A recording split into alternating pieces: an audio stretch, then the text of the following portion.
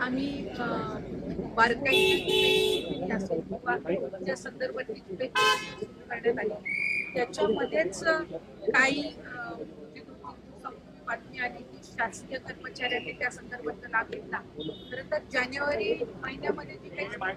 त्याच्यामध्येच ते लक्षात आलेलं होतं आणि त्यानंतर त्यांना जी काही 2,000-2,500 सुमारे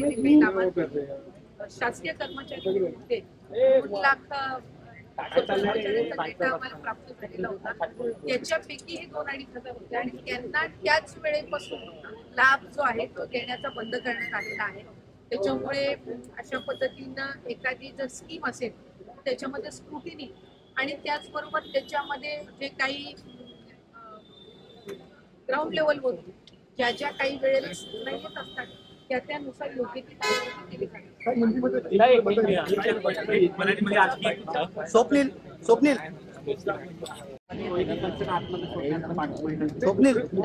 स्वप्नील जाधव मागे महामहिम राज्यपाल नाम होत नाही कदाचित विरोधक आणि इतर सगळे बऱ्याचशा वेळेला राज्यपाल महोदयांना भेटायला जात असतात आणि बदला अशी मागणी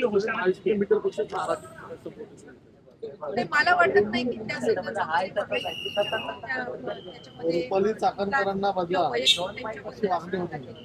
एक गोष्ट निश्चितपणे आहे की महिला आयोग यांचं जे कार्यक्षेत्र आहे याच्या मर्यादा त्याच्यामध्ये असणारी नियमित हे पण आपण त्याच्यामुळे कालांतराने जर त्याच्यामध्ये काही बदल करणं अपेक्षित असेल तर त्याच्या संदर्भातल्या सूचना आता उपसभापती पदाधिकारी असतील किंवा स्वप्नील यांच्याकडनं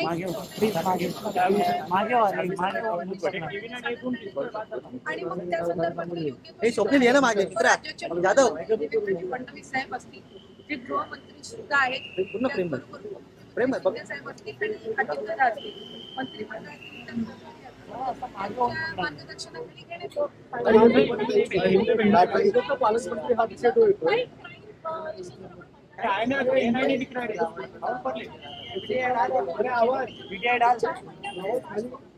तू डाल ना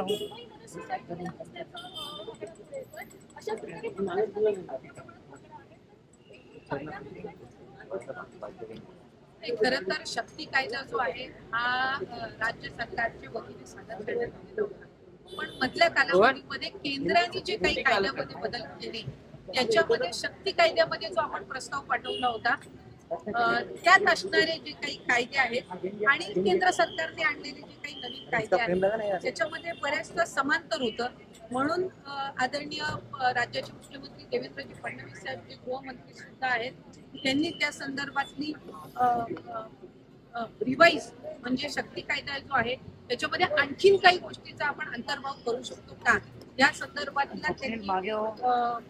निर्णय घेतला आणि त्याचा एक सुधारित प्रस्ताव सुद्धा त्यांनी केंद्र शासनाकडे पाठवत आहेत आणि मला खात्री आहे केंद्राचे काही कायदे जे आहेत त्याची योग्य पद्धतीने अंमलबजावणी आणि त्याचबरोबर आपला शक्ती कायद्याचा जो नव्याने प्रस्ताव काही आणखी गोष्टींचा त्याच्यामध्ये अंतर्भाव करून जो जाणार आहे त्याच्यातून अधिकाधिक या सर्व गोष्टींवर आळा घालण्यासाठी निश्चितपणाने उपयुक्त ठरतील. खरं तर जर आपण गेल्या काही वर्षांचा डेटा जर आपण काढला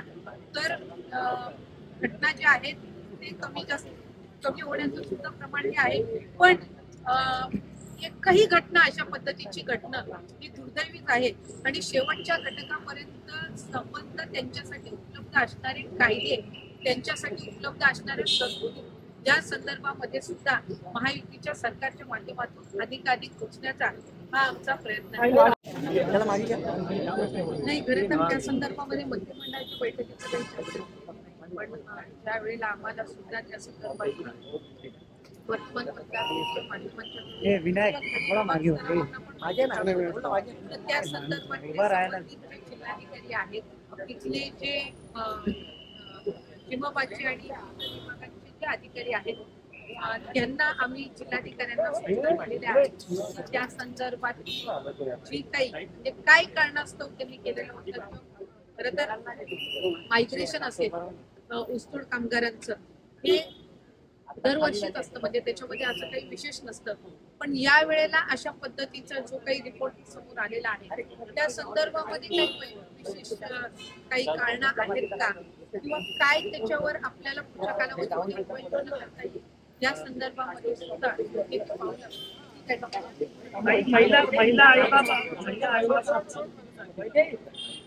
लवकरच लाडक्या बहिणीचा मे महिन्याचा हप्ता हा लाडक्या बहिणीच्या थेट खात्यामध्ये केला जाईल. मला आपल्या माध्यमातून सुद्धा सर्व लाडक्या बहिणींना त्या ठिकाणी आश्वासित करायचे हा त्यांच्या यादव मागे जरा यादव यादव अरे ये भाई यार मागे या यार